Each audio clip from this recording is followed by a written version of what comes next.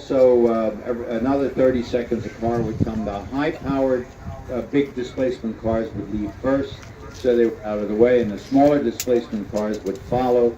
You could have it started in 1927 with only 80 cars, and by the time it reached its peak, there were over 200. Um, so let's talk about the Mille since we have a little extra time. I'll try not to bore you. It started in 1927 when three really heavy-duty sports car guys, their name is irrelevant, decided they wanted to have a serious race throughout Italy, and the idea was, since the club started in Brescia, which is just a little bit north of Milan, they said, we'll do south of Milan. What they'll do is we'll go to Rome and come back again, but we'll take a circuitous course. So they went down the east coast as they left the Partenza, and then went to Rome and came back to the west coast, to Firenze and Bologna, back to Brescia again. And that really, it turned out to be 1,005 miles. It very soon, this one I greatly attended because it was a new idea, but very soon it became very popular. By 1953, it was on the World Championship of Makes, which meant it was one of the 4 or 5 leading road races in the world. It had a dramatic history, and to many people, particularly Italians, winning that was like winning the Super Bowl and the World Cup all at once. So it turned out to be a great race. The rules of the race were you had to have a car that had a representation to a production car. They did not special built like Formula One type cars or anything like that.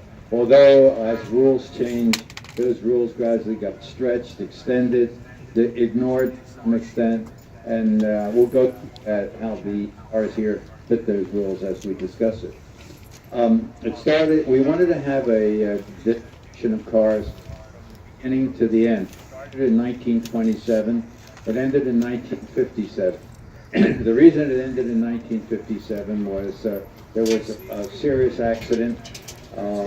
2 drivers in the Ferrari, Portego and Nelson, were killed when the tire blew, and sadly it mowed into a crowd and 8 pedestrians were killed, and the Italian government stopped it at this point.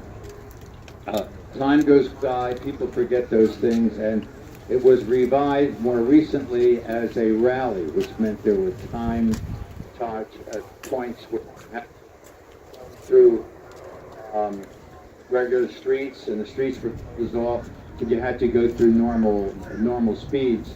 However, when you got to an open road, you would take off, and I've done it 4 times with 2 of these cars here, and it's really very exciting, but it's not the it originally was. However, still an honor if you can win the current rally race as it is nowadays, although it's much more of a kind of a sporty car thing, whereas before it was, the winners were serious drivers. So let's go to the first car.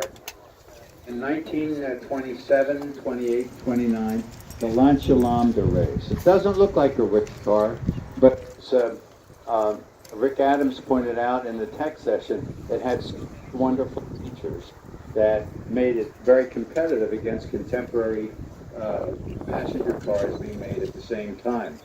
As he pointed out, it had independent front suspension, the first production car in the large series to have that.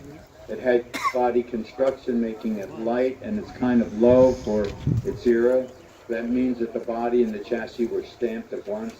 Interestingly, it was the first car that we have a record of was built into the body. Had the first car that had a tunnel for the drive shaft because it was so low. The drive shaft tunnel became part of a cross member. It supported the whole. And the chassis supported the body, and the body supported the chassis. And came in second in 1927. But then Alfa Romeo started their first great road racing car, the 17. And the early races were won by Alfa Romeos. Then on top of that, in the generation of Alfa Romeos was the 20. represented by the Mont, and they were unbeatable. The 2300s won year after year after year, except with one exception we'll discuss, which is very interesting. And they were, you just couldn't beat them. But in addition, the 2300 chassis, in that chassis, also won Le Mans times in a row. Everybody against the big British cars, against French cars, and that was 32, 33, 34, and almost 35. So the 2300 dominated throughout the 30s until the 2900 came along, which was a more powerful car, more sophisticated, and now had double supercharger, better designed engine, transaxle, and they won the Mille in 37 and 38. 38, what this actual car won, the one you see there with the actual winner, that was one of the most exciting Mille ever. But sadly, there was another tragedy. 5 people were killed. Race in 19. That brings us to 1940. And 1931, 1940, two things in common. They were the first times that another country, which is Germany, beat the Italians in the Mille race. The great Rudolf Caracciolo in an SSK Mercedes, which was a phenomenal car for power and speed.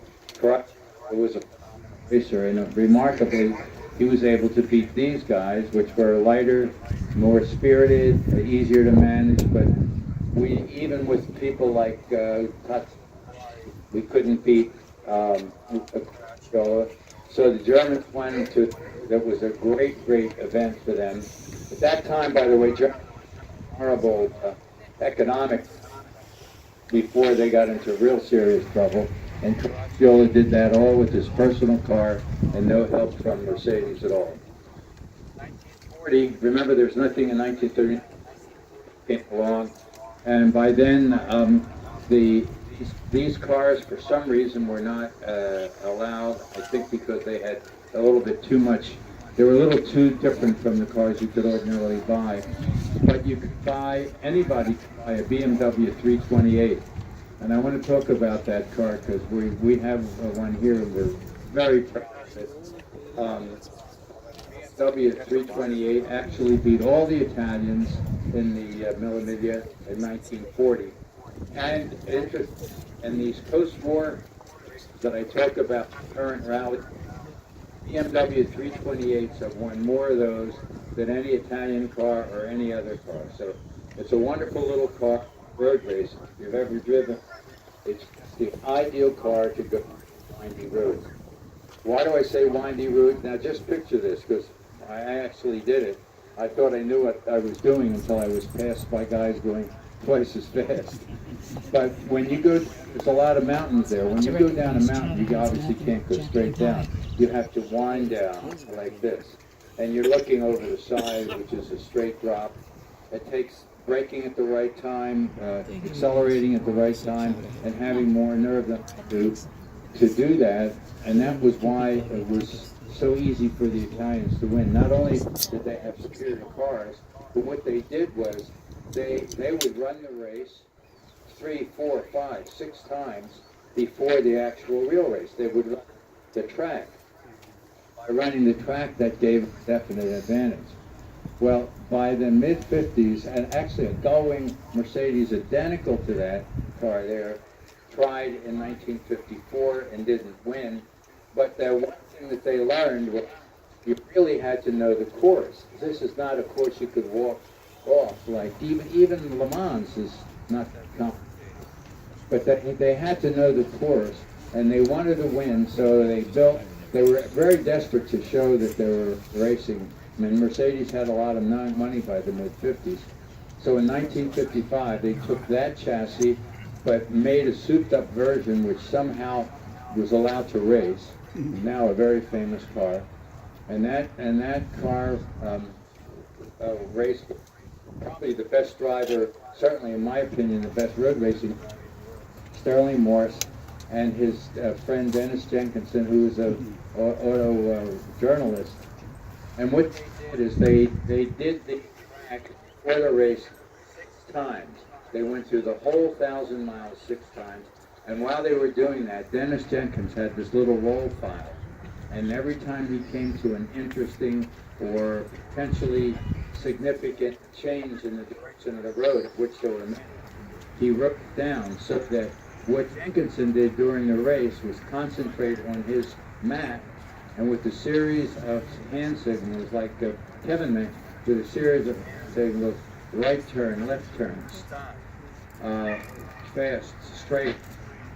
He was such a good driver that he could make the adjustments that quickly.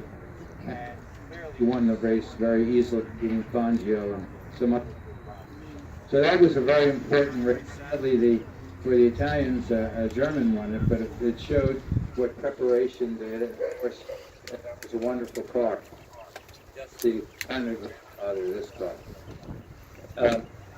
The interesting stories, there's always interesting stories which I like to tell. One of them has to do with this car. In 1932, there was a rivalry between Tazio Nuvolari, who was the Italian race driver, probably ever, but certainly in the 30s, and his rival Achille Laci, who was an outstanding driver. And they would alternate beating each other in all these road races that they had periodically almost every weekend.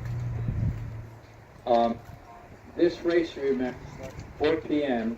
and it takes, quite a while to get there. So a lot of the driving is at night. And towards the end of the race, Nuvolari was able to keep up with Varzi, but it really wasn't tailing him. He just had a good sense of where Varzi would be at any point in the race. Towards the end of the race, when it's night now, he turns his lights off.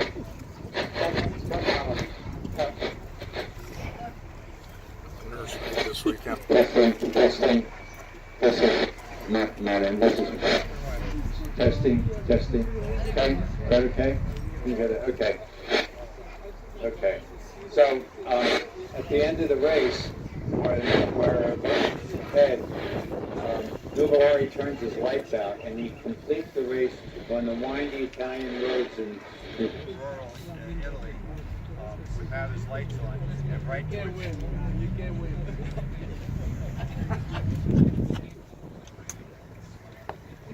Howard says if you don't face the wind, it stays okay.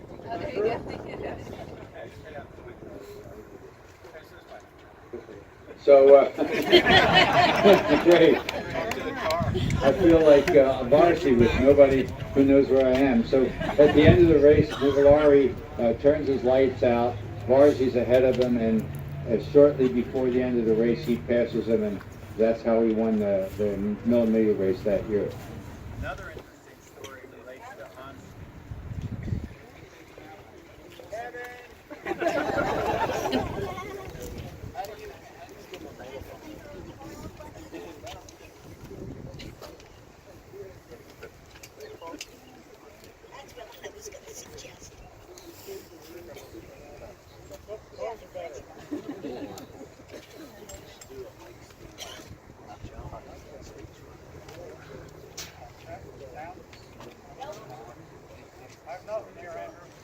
All right, we'll talk loud. So another interesting story has to do with in 1954 with Hans Hermann driving a 550 Spider. You know what they are? Those really little horses which were very fast, very light, doing very well. Now these guys are blasting down the small roads in Italy, and there's a train crossing. Now he's going as fast as he can. I mean, this was a flat-out race. Your foot was on the floor for most of the race, and even going through turns, they were all drifting turns. So he's going fast as he can, and the train is coming as fast as it will go. He knows he doesn't have time to stop, so he's going to try to make it under the gate, and he's only concentrating on the train. His driver, by the way, these cars were required to have two drivers, a pilota and a copilota. And his driver, at the last minute, grabs his head and pushes it down, knocks his helmet off, but nobody got decapitated. That's one of the great Mille stories. All kinds of things happen, ways to change to make you win, to change the advantage from you to someone else. But I have to say that of all the races that have stories, not only stories like this, but races. We'll try that again. All right, I'm going to stop before my luck runs out with this one. So again, now we're just getting into these. This car with a different body on it, one that came in second in 1937, and that car with the body on it came in first. Why does this have a second body on it? Because after the race, Alpha was not very wealthy in 1937. After the race, they said, we're not just going to junk this race car. So they put this beautiful body on it and sold it to a driver who raced it subsequently. Ended up in Argentina. But it is basically the same car. As a matter of fact, when we restored it, we could find evidence of the previous body that was on it when it raced. So all Together, we're talking about competition that was really a very special type, because it was endurance. You had to survive 1,000 miles. It was speed. It was through the roads. And one thing you should never forget, because people don't realize this, it's the largest attendance spectator sport in the world. Up to 5 million people came out to watch it. I mean, on Miglia Day, every kid, because it would pass your house one way or another. It would go by your house or a place nearby. And if you see contemporary pictures of the race, they're lined with people watching. And sadly, it was there's always a bad part to every story. And the total of races, which lasted from 27 to 57, there were 56 people killed. And even the post-war rallies, there have been 2 fatalities. The ones that we do, I don't know how they did it, but they were both Americans who were driving above their abilities, even in their current race. So you have to worry about that always when you're dealing with racing. Racing fatalities now are much rare. Formula One hardly ever loses anybody in the world. I think Senna was the last one. So it was an exciting time in every way. So what we're going to do is we'll come around, we'll leave from the Partenza in chronological order, we'll do a few laps.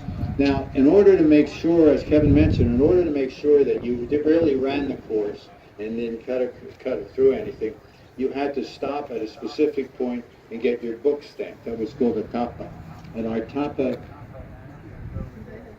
making sure that everybody follows the course accurately.